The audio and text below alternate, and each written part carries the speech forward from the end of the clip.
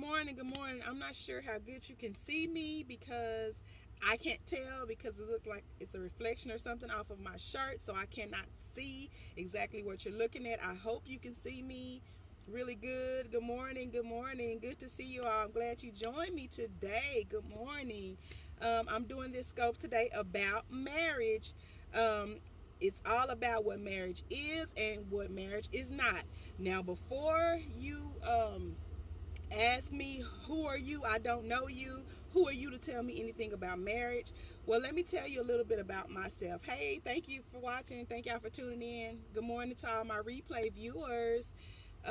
Like I said, I just wanted to make this scope about marriage. It's all about marriage right now. It's not the uplifting, inspirational stuff that I normally do. It's all about marriage. Can you see me pretty good? I hope so. Okay, so I'm going to start off with just going through this and I'm going to tell you what marriage is and what marriage is not. When I first got married, I think that I did not have an accurate view of what marriage was, and I think that kind of didn't play out very well because of how I expected marriage to be, because I really didn't know. Let me tell you a little bit about myself. I got married when I was 21. See if you can see me. Okay. I got married when I was 21. I've been married for 15 years. He doesn't have any outside kids. I don't have any outside kids. Like I said, both of all of our kids are biologically ours together. And like I said, we've been married 15 years. So in this day and age, that's like over 100 years in dog years. So we really been married a really, really long time. So I'm just going to tell you a few things that I feel like will help you out. I'm going to try not to be very long, but I have a lot of stuff that I want to tell you this morning, and I have a lot of things I want to let you know about marriage. Don't be stingy now. Hearts are free. You can give me some hearts. That's fine if you want to, um, because I'm trying to help you out today. Now, I did these little signs that I'm not sure.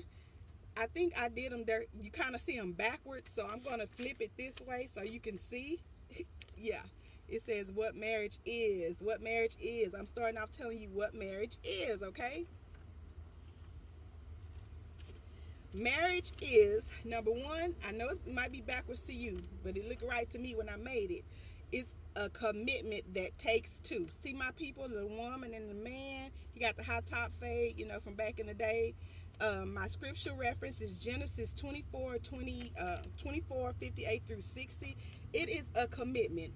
Both parties have to be committed in the marriage. I heard some people where one person was committed, one person wanted to stay married, but one person wanted to leave and get a divorce or something like that. A marriage, it takes two people that are committed, okay? You have to be committed that you want to stay married and stay together. He has to be committed that he wants to be married and stay together. It's a promise. It's a covenant between two people. It takes two to tango. It takes two to do everything as far as marriage is concerned. So you have to both be committed to doing to I guess being committed to the marriage, okay? A scripture in Amos 3 and 3 says, how can two walk together except they agree? You have to both agree that you want to be married. If you both don't agree that you want to be married, then guess what? It ain't gonna work. I don't care what you do or how much you want it. It's not gonna work if two parties are not committed. It takes two. So that's my first point, that it takes two to tango. It takes two to be married and stay committed. It takes two to have a commitment, okay? Again, my scripture reference was Amos 3 and 3. Marriage is a partnership. Can you see it? It's a partnership, okay? When people enter into a business type relationship or partnership, both parties come in telling exactly what they're going to bring to the partnership. Both parties come in and they put it in writing, or they talk about it and they say, look, this is what I'm going to bring to the partnership. This is what you're going to bring to the partnership, okay? So a marriage is a partnership. You both have to come in and tell people exactly what, or will tell each other exactly what you're expecting from the other person. I think this got me in trouble when I was first married, because guess what? I came in my marriage with a lot of unrealistic expectations. For example, I came in my marriage, holidays and birthdays were always a big deal to me. So I came into my marriage assuming that my husband would make holidays and birthdays a big deal. So when we got together and he didn't make a big deal out of my birthday, it was a big, huge blowout, bang, bang, leave, go to my parents' house, all because I had unrealistic expectations. I expected him to do what my mother and my father did. I expected him to make a big deal out of my birthday, and guess what? He didn't. So that caused some drama, okay? So what I just want, another point I wanted to make, that it's a partnership. You both have to come in realizing and knowing exactly what it is that you're going to bring, what you're willing to do, and what he's willing to do. Get that together before you decide to leap, because if you don't, it will cause a lot of unnecessary problems, okay? It's a partnership. You have different roles but the same goals. That scripture reference is Genesis 2 and 21 through 23. Again, I say marriage is a partnership. You have different roles but you have the same goals, okay? Ask Samson what happened in the Bible when you marry somebody when y'all have different goals, or y'all not seeing eye to eye, or y'all are not on the same page. Ask Samson. You know anything about that Samson and Delilah story? That's what happens. You have to have the same goals but different roles in a marriage, and it has to be a partnership where you both come together and agree and decide what you want from the other person. Trust me, it saves a lot of unnecessary drama and a lot of unnecessary hardship, okay, y'all? My third point, marriage is an ideal environment for raising children. Like I said, I know it might be backwards to you, but hey, when I made it, it wasn't backwards to me. Malachi 2:14 and 15, okay? It's an ideal environment for raising children, because in a marriage, what I've learned is that it takes a balance. To be a parent, it takes a balance of a man and a woman. And I know some people, with that homosexual site, woman, married, man, I'm not with that, because the Bible is not with it, so I'm not with it. But sometimes in marriage, there's a balance. A lot of things sometimes that my husband does or wants to do, I balance that. For example, he may be getting on the kids too much, and um, I'll come in and say, hey, what you doing, or whatever, or vice versa. I may be getting on the kids too much, or I may be lacking something or not able to do something or whatever, and he comes and balances that out. So that's why I feel like marriage is an ideal environment for raising children. And when you have two biological parents raising their children together, you don't have to worry about splitting the kids up on the weekends. He had to go over here and deal with his daddy's girlfriend, and she got to go deal with her mama's boyfriend. There's no splitting up, and there's no dividing the kids up on weekends or holidays or anything like that. So that's why I feel marriage is an ideal example for raising an ideal environment for raising children. Now, I know there are some situations that, with step parents and blended families and stuff like that, and I'm not saying that blended families and step parents are not an effective environment for raising children, but I know a lot of people that are have blended families. And one lady told me she has stepchildren, and she said, I know that my step son's mother wishes she could have her son with her on the holidays, and his father, his biological father, where they could all celebrate together. But since they got a divorce and they split up, that's not possible. So again, marriage is an ideal environment for raising children. That scripture reference again is Malachi 2:14 and 15. It makes a child feel secure when they come home to both parents who given birth to them, who has their DNA, that that's working to provide and take care of them. So again, marriage is an ideal environment for raising children. I believe that's my fourth point. So again, just to show you this, I know my artwork is wonderful, but just to go over a few points before I move on to what marriage is not. It's God's idea. It's a commitment. It what does it say? Holds great time of joy, found in Jeremiah, and it's good and honorable. Let me see if I can turn this around so it looks better to you. There you go. You can read all this, and this is what marriage is. See it? Alrighty then. Don't be afraid to give me some hearts. So let me tell you what marriage is not. Let me turn it around so you can see it right. What marriage is not. Not. What marriage is not. Marriage will not do these following things. Marriage is not what I'm going to say after this. This is what marriage is not, okay? What marriage is not. Got it? Good. Marriage is not the cure for loneliness or unhappiness. I'm taking my scripture reference from 1 Corinthians 7:28. You have to love yourself and be okay with being alone before you get married. You have to be okay with being unhappy before you get married, because if you get married and you are lonely, or if you get married and you are unhappy, guess what?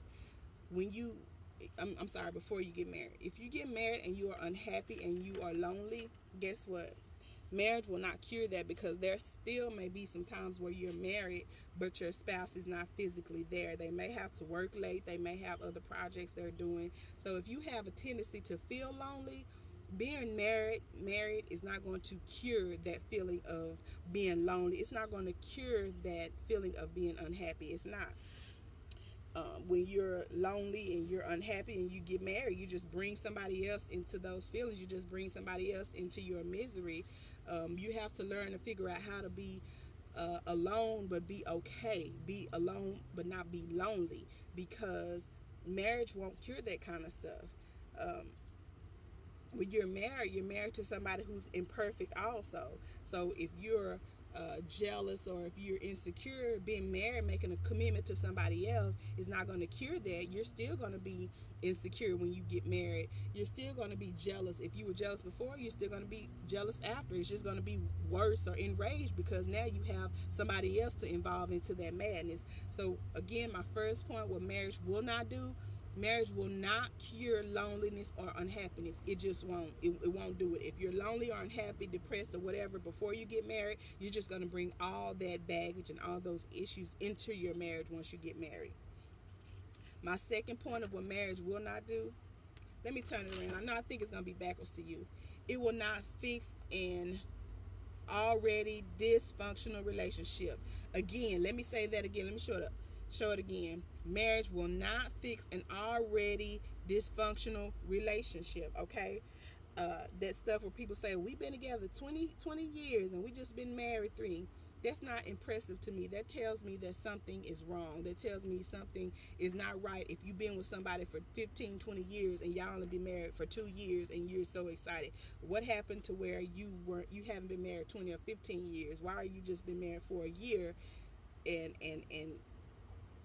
you're excited about that? That tells me that something is not right. Marriage will not fix an already dysfunctional relationship. I know a couple who, the woman, she had a few mental issues, and the guy, he had drug addiction issues, and they got married. They were together for quite a while. Then they got married. I don't know how long they've been married exactly, but they are not together because they were crazy before and they had a dysfunctional relationship before, so they end up having a dysfunctional and crazy marriage. So marriage will not cure it. If you are already in a dysfunctional relationship, you have to work those relationship issues out before you get married, because if you get married and have those issues, guess what? You're still going to have those same issues once you get married. Marriage will not cure. I wish I could say this loud and clear on a bullhorn. Marriage will not cure sexual temptation. It will not cure sexual temptation. If somebody was a freak before you got married, or they had unnatural sexual desires before you got married, guess what? After you get married, those same desires are still going to be there in that person. That's something that they have to get delivered from. If marriage cured sexual temptation, then why would people have affairs? People wouldn't have affairs if marriage cured that. Marriage does not cure that. If you're a freak before, you're going to be a freak afterwards. Let's get into some kind of triple X stuff. Okay, women, if you're married or if you're dating a guy and he likes anal sex, he prefers anal sex, like Martin would say, Martin Lawrence, some broke. If you with a guy who appears to be heterosexual, but all he wants is anal sex, and he has a vagina that he could put it in, but he'd rather put it in your butt, something ain't right there. Some broke. Something ain't right with it. Okay, y'all. Something wrong with that picture. So if he has that kind of tendencies or issues like that going on, that's something that y'all have to deal with before you get married. If he has to watch a flick or a porno to get in the mood or to want to have sex with you, something is wrong, because that's not natural. So if somebody is having some kind of sexual issues or dealing with some sexual things before you get married, getting married is not going to cure that. If somebody is bisexual and they get married, they're still going to have those bisexual feelings. That's something that they have to deal with and get deliverance from. Getting married is not going to cure that, okay, y'all? So just remember that getting married does not cure sexual temptation. That's something that you have to deal with. So you can't go into a marriage expecting that if somebody has sexual issues or unnatural sexual desires, that marrying them is going to solve that. Or if they have a sexual addiction where they just want to have sex with a lot of different people, having sex with them a million times a day is not going to help, because guess what? They have that unnatural desire to have sex with a bunch of different people. So marrying them is not going to change that, okay, y'all? So just remember that. Marriage does not satisfy your deep emotional needs. It won't satisfy your deep emotional needs. Like I said, I know it might be backwards to you. Satisfy your deep emotional needs. For instance, if you are crazy or if you have mental issues, like I said before, if you have, I think Cat Williams said, self-esteem is the esteem of yourself. So if you have low self-esteem, marrying somebody is not going to cure that. You're just going to go into the marriage, and you're going to go into the marriage with low self-esteem, not feeling good about yourself. Even if your spouse is telling you, oh baby, you so fine, I want to be with you, you look so good to me. If you don't feel that way about yourself, then guess what? It's not going to help you, sweetie. It's not going to help you satisfy deep emotional needs that you have within yourself. Some things that you can only see God for. Some things only He can work out, and that's one of them. Getting married will not satisfy your deep emotional needs, the needs of, like I said, body issues, low self-esteem, things of that nature, depression, jealousy. Getting married is not going to help or solve or cure that stuff. You're just going to bring all that stuff into your marriage and put it off on your husband or wife or your spouse, and it won't be a good situation. So like I said, I'm sharing these things with you because these are things that I didn't know or didn't realize before I got married. Once again, I've been married for 15 years, so evidently we're doing something right. So that's how I feel like I can share with you and tell you this. So the last thing I want to say is look deep. Look deep. Look deep before you leap. Look deep before you leap. Judge Mablean, she was the first judge of divorce court. She was the old one, and she used to always say, look deep before you leap. I knew a woman who married a man, and she said she married him because he had the potential to be a good man. And guess what? They didn't stay married maybe a couple years, because you can't marry somebody based on what you think they have the potential to be. You have to marry somebody based on what they are. You can't marry somebody and say, oh, she have the potential to be a good wife, so I'm gonna go and marry her and wife her up. No, because what if she never reaches that expectation you have for her? What if she never reaches that potential that you saw? What if she never reaches that? So you can't marry somebody based on what you think they're going to be in the future. You have to marry somebody off what you see right then, and if you like what you see right then. Okay, y'all? I appreciate y'all watching my video. I appreciate y'all looking at my replay. I thank you guys. I think I did a PayPal me today. If you want to sow some seeds, I'm not asking you for anything, but hey, if you feel like the Lord led you to bless me, hey, good. Planting seeds in good ground. My PayPal me is not in my bio yet. I'm going to put it in there. It's paypal.me and it's /CK Foster. That's PayPal me /CK Foster. Feel free to sow a seed if you want to into me and my husband's ministry. If you don't know who my husband is, he is gospel recording artist TJ Foster. If you haven't heard of him now, I guarantee you within the next year you're going to be hearing a lot from him. His website is tjfostertheartist.com. tjfostertheartist.com. And you can follow him here on Periscope. His handle is at the Gospel by TJ. Again, feel free to like, share, comment, whatever you want to do to my scope, to my videos. I appreciate y'all listening. I know that if you watched it, I'm praying that you just got something out of it. So y'all just pray for me, and I'll just continue to pray for y'all. And again, if you want to know what marriage is or what marriage is not, check me out. Check me out. God bless y'all. Y'all have a wonderful day. Bye bye.